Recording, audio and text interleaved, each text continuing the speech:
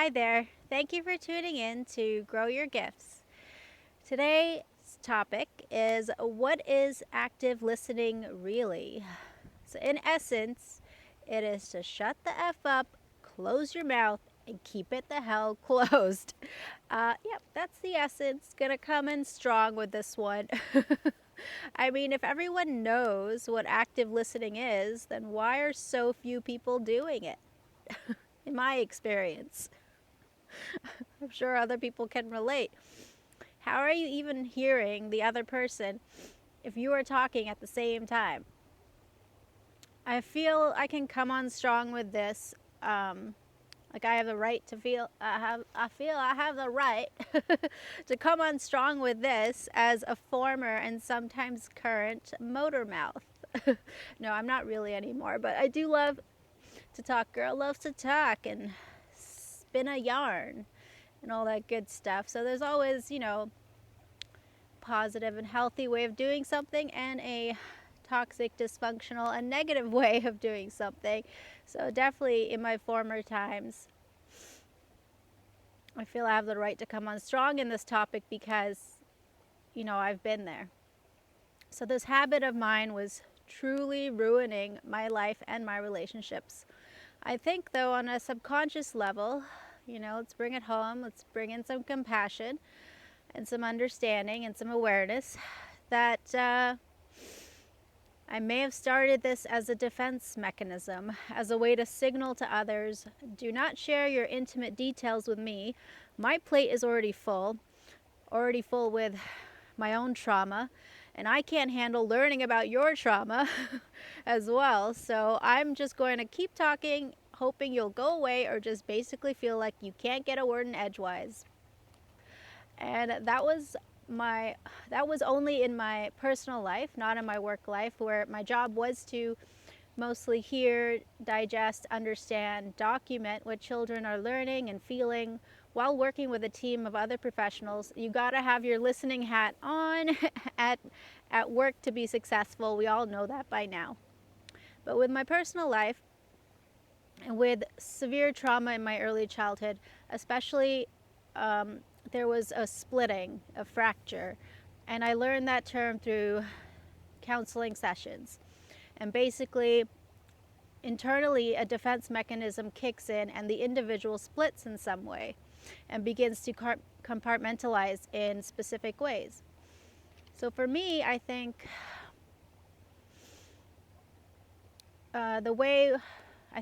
one way I was doing that with was verbal diarrhea. Yes, I said it, and it feels as gross as it sounds to the other person.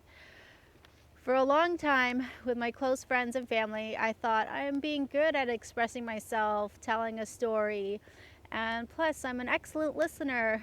And I often naturally listened with my heart, but I think back then it was more like, well, I listened to your long, meandering self expression. Now I get to hold you hostage, and you have to listen to my self expression. None of this was intentional, of course. I realized this after unpacking my own baggage. Much of my huge breakthrough with this was thanks to brutal honesty in the kindest way that they could from my loved ones. For example, Hema, can you please summarize? Or, okay, tell me the main points. Or, why are you going on and on about this? Or, my ears are bleeding. Okay, that last one was a little extreme, but honestly, I would go on and on and on. And I think on some level, I needed to hear it and get that visual of, wait, what? You're not enjoying this? Your ears are bleeding? It's like you need that shock value sometimes to help, wake you up out of a deep sleep or whatever you convince yourself of in order to survive when you were a child, but it no longer serves you as an adult. So far I haven't been talking about listening or my ears as the one who needed to listen more, because my journey, I learned, for me, it's all about the throat and the throat chakra. and listening, really active listening, comes from this vital portal we call the throat. The breath goes in and out, sound goes in and out, food goes in and sometimes out, smoke, etc. So then don't we maybe listen from this energy center too? Basically, anything can be used as a weapon, knowingly or unknowingly. They say the pen is mightier than the sword. I would say the throat chakra is mightier than the sword. There is that phrase, silver tongue, and other similar phrases, which is basically being clever and persuasive like a car salesman. But I always thought of it as being manipulative and coercive. Maybe not with bad intentions, but immature and childish, and about getting what you want. But on a deep subconscious level, we don't even realize we're doing it. It usually kicks in because we originally, at some point, felt so unsafe and so unprotected, we had no other healthy idea of ways to meet those core needs. So yeah, you could say I was a master manipulator in some ways, but not meaning to in my personal life, in my very intimate relationships, and I just wanted what I wanted. What's wrong with that? Isn't that what other people do? I thought to myself at the time.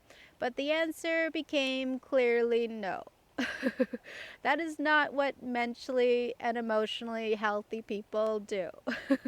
They generally learn how to meet their own needs in a healthy way, and as best as they know how to as adults. And there is a call and response type of flow and dance and symphony going on as they communicate. So that word communicate is commune. It is all about communing with the other person, which is what I began learning from close observation of people I looked up to. And what I mean here basically with commune is to share one's intimate thoughts or feelings with someone. Really, it's all intimate in some form or another, otherwise why even bother talking about it? Also, to feel in close spiritual contact with, like you can commune with a river, simply like a tuning fork or antenna, tuning in to their radio station or frequency while maintaining your own and not being overtaken or blinded in some way. Remember, you can always walk away. You're not being held hostage. You really don't owe them anything. Though you can give some explanation later if you like. You'll figure it out for yourself. Respect is earned. It is a two-way street. Treat others and yourself, first yourself, the way that you would treat your best friend or someone you highly value. Not how you'd want to be treated, because sadly most people really hate themselves and they're not even aware of it, and it just becomes the norm. Now let's get back to shut the F up, close your mouth, and keep it closed. Unless you have difficulty breathing through your nose like me. So why is this so important? And I want to talk about why this is so important, and we haven't even gotten to the active part of listening, is because this is a skill to be cultivated. You will never even hear the other person if your lips keep flapping. What helped me is, and I know it seems strange, but keep in mind, but keeping my mouth busy, chewing gum. Yeah, okay, let me start today. Okay, what helped me, and I know it seems strange, but it really did help me, was to keep my mouth busy. So chewing gum, drinking water, drinking tea, popcorn, things like that. Maybe stay away from stimulants for a while, like coffee when you're ready to sit down and talk with someone, or back when I used to drink, if I had 2 beers, I was just talking and talking and talking. So I know some people can relate to that. But the other main thing that helped me was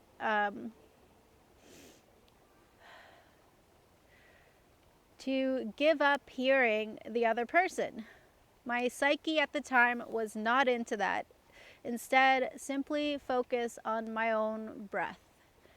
Because it does take a lot emotionally and mentally to just go from being a motor mouth to then saying, oh, I'm going to choose to listen to this other person. So it's quite a jump. It's quite a leap. And a lot of people are just not ready for that because, yeah, they already have feeling overwhelmed for other reasons and have so much on their plate, trying to take care of what they need to take care of.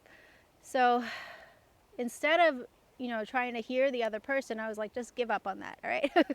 And I learned this from other people and self-help books and other wonderful places. So also my psyche was telling me I was not into that. I couldn't handle it right then and there. So instead, I simply would focus on my own breath, feel my breath going in and out, belly in and out, the sound of my breath, and even focus so still within and listen for my own heartbeat. Yes, while the other person was talking, I would be sitting there listening to my breath, feeling my breath, and getting so quiet and so still that either I could feel or sense or hear my own heartbeat. It took a lot of practice, but the idea was to go within, and whatever sticks from what the other person says. It becomes more genuine and authentic that way as well, and less like a chore. So this relieved all the pressure for me. Now, on a human level, it is nice to be heard, so someone taught me the practice of saying back what I heard. So I would simply catch 3 to 5 words and say them back as a consistent practice. I mean, that's not that many words. It's pretty easy to keep track of. So for example, frustrated, coworkers, gossip, another language. So even from that, you can tell I got the gist, but still I would say, so you feel frustrated that your coworkers might be gossiping about you in another language? So life became so much simpler. No games, just sports. Yes, that's a line from that movie, What Women Want. I love that line in that movie. No games, just sports. That was like their tagline for the marketing advertising company. It's a good one. Just basically means no drama. Just get down to business. So it just removes all that unnecessary drama, and the inner work is gradually being processed with more ease. So now you're hearing what the other person said and saying it generally back to them, so they finally are feeling heard, but it's still empty and you're still struggling with the monkey mind. It's like in one ear and out the other, and it's like we've moved from immature, childish verbal diarrhea to teenager stage of pretending to listen. Again, not intentionally, but it still doesn't feel nice, and your close friend or family may feel you're being guarded or closed off or shut down, or all those moody things you notice teenagers do. Well, don't knock the teenagers. They're going through a crazy amount of changes all at once. So perhaps when your inner teenager is experiencing too much change, no matter what age you are, you get really good at pretending to listen, and the other person feels good for the moment, and you got them to leave you alone for now. But then it dawns on them and they follow up. Remember when I said to please do this, this, and this? And you say, yeah, but da da da da da. What you're basically saying is, I did not act. And that is the active part of active listening. So the real wisdom and the real juice, or the good stuff, comes from verbal and mostly non-verbal acts. And to me, that is true listening. What taught me this the most is working with a class of 10 infants for about 2 to 3 years. So most of their communication is nonverbal. Even their master manipulation, supercomputer-like ways, they prove to be very emotionally intelligent. So I had to learn how to up my skills. When you walk into a room and scan the physical environment, scan the people there, this is a whole new style of active listening. Or perhaps this is how we used to listen before the world beat it out of us. Body language, facial expressions, that's what it's all about. And your tone as well. So my favorite was pretending to cry. If it's a song, if you're happy and you know it, clap your hands. And when we got to the if you're sad and you know it, cry boo-hoo. And I would get really into it. The infants looked genuinely concerned because I'm so theatrical. But then I peeked through my hands. I was boo-hoo-hoo, crying with two hands. I would smile at them reassuringly, so they got it, and then they laughed, and then they always looked forward to that part of Circle Time song. And it was like having 20 eyeballs zooming into you. All at the same time. I mean, that's powerful. And what it taught me about nuances, being playful, being yourself, relaxing, letting go, like playing a flute, being in the present now. These are all what active listening means to me nowadays. And it wasn't just the same group of infants. They always age out to toddler room, so it was always a new group. They don't all age out together either. So the ones that are there know that I'm going to do this. The other ones are looking at each other like, what's going on? Why is she so sad? And it's just a barrel of fun. So with many different infants over those years, yeah, it's a lot of fun. So whether you remember what people say or not, or do what people say or not, they really seem to enjoy being and talking with someone who is fully present. Or they lash out or run away. I've seen that too, because you're mirroring something genuinely very powerful, and energetically they may be not into it, and possibly their inner demons are like, let's get out of here. Who knows? The last part I want to share is, of course, journaling. Journal. So this journaling is all for you, of course. So you choose the kind of relationship you want to cultivate with yourself, with your child, with your spouse, with your friend, with your sibling, your parent, and so on. So if something comes up, and generally you know that my intention is to be a team player with my sister, for example, for both of us to feel safe, to enjoy each other's company. So in my personal time, I'm journaling this. I'm being very clear, this is the kind of relationship I want to cultivate with my sister, as an example, generally. But then, one day, one thing leads to another, and you get triggered, and you've lost your intention, and you've got derailed into sort of back and forth, which you didn't want. You are not intending, but it happens. It happens to all of us all the time, all part of the human journey, in my opinion. Just hopefully the intensity and the frequency can gradually become less and less. Yes, triggers are my teachers, but if I keep getting triggered over and over with such intensity, am I really learning anything? You gotta, keep it real with yourself, right? This is where seeking counseling as well and getting the right professional support is paramount. Not from me, because I am here for parenting help. That's where my experience lies, over 20 years helping children and parents and families. And that's where my education comes from, in my experience. So seeking professional help from counselors and therapists, psychiatrists, psychologists, intuitive healers, whoever you're drawn to and you want to work with, who are well versed in severe trauma. So yeah, you have to keep it real with yourself, or simply be doomed to be repeating the same pattern until you hit rock bottom. But hey, It's all a journey. It doesn't have to be that painful. So, with journaling as an amazing tool, all you're doing is write the date, write the title, write the page number, write your heart out.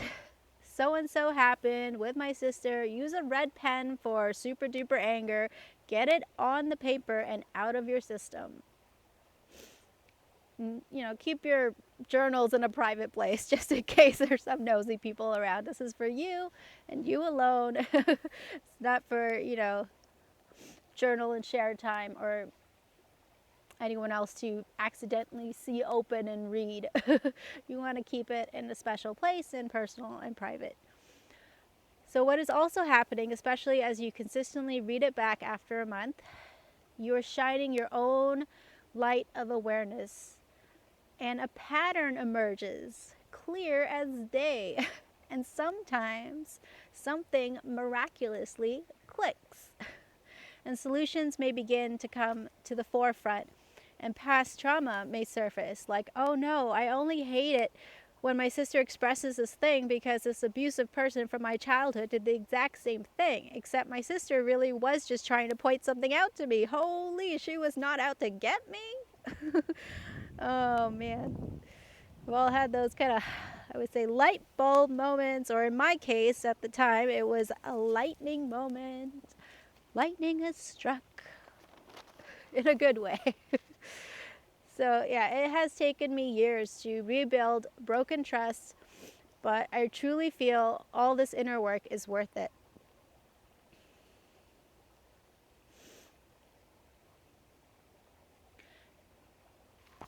I just wanted to say about journaling as well.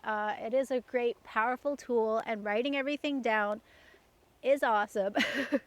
But there is, with anything, if you do too much, it can be detrimental, right? So drinking water can be too much, exercising can be too much, eating, I don't know, too many carbs can be too much, or not enough carbs, or whatever it is, right? We're all figuring it out. So someone told me, a couple people helped me with two sort of exercises. One was when I was supervisor.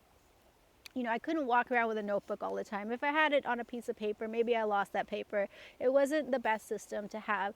So, I would have my notebook in my office and things like that to keep track of all the different things and logbook and communication. But someone told me something really helpful, and it changed everything for me. So just every day, come into the childcare center with 5 things that I want to accomplish for that day. And that's it. And just keep those mentally in my mind and remember those 5 things. And it's really easy once you get into the practice. At first, it's always hard, but it got easier and easier. So another different person helped me with that too, because I love writing and I love having a list. And maybe I loved it too much. I'd be like, I wrote my grocery list and I didn't forget anything because I wrote it down. So, okay, I don't, mean to be condescending, but there it was. And this other person had a totally different way. They're not as visual, they're more auditory, so maybe they even hear their own thoughts better than I hear my own thoughts. I don't know how it works with internal auditory type of learner, but they would keep, just go into the grocery store for 5 things and keep those 5 things mentally in their mind. That was the hardest thing for me to do. I don't know why I kept forgetting like those 5 grocery items over and over. So yeah, I would keep my list as well as a backup, and then I keep referring to the list. I do acronyms. For some reason in my personal life it was very difficult, but I did learn and I didn't give up and I kept trying. And I would say just to keep trying to strengthen that not everything is about journaling. I've come to realize not everything is about writing it down. It's important to have that mental communication going on as well, and that mindfulness. And it's just 5 grocery things. And it's not so serious. You can have fun with it and play with it as well. Make a rhyme, a song, a rap, I don't know. So yes, where was I? It's taken me years to rebuild broken trust. But I truly feel all this inner work is worth it. And yes, my intimate relationships are way more harmonious and authentic and drama free than they used to be. Of course, they're not perfect, they're far from it, but uh, night and day from how they used to be to how they are now. So we're always going to have bumps in the road. That's the terrain of planet Earth, in my viewpoint. But does it have to always be a tornado or a hurricane or an earthquake or a volcano relationship? Really, we all do have a choice. So put your big girl pants on or your big boy pants on, and if you are able, like response able, if you're responsible and you do the work, you seek the help and the support and, people you look up to, the guidance. At least when bad things happen, you'll have more tools available to maturely address it. I hope it is crystal clear that in my experience, I have found, as always, active listening really begins with giving that to myself and my own inner child. From wounded and scarred inner child to now strong, playful, intelligent, sometimes cheeky inner child. She is heard and given exactly what she needs, which is just a fun way of saying learning to love your true self feels so good. So as always, I hope that helps, and perhaps you already know all this stuff, which is awesome. But for anyone out there struggling, that's why I do this. And one thing can lead to another, to another, to another. It's just about getting on that horse or on that bike and getting those wheels turning and, baby steps. So that's it for today. I'm signing off, and I wish you well.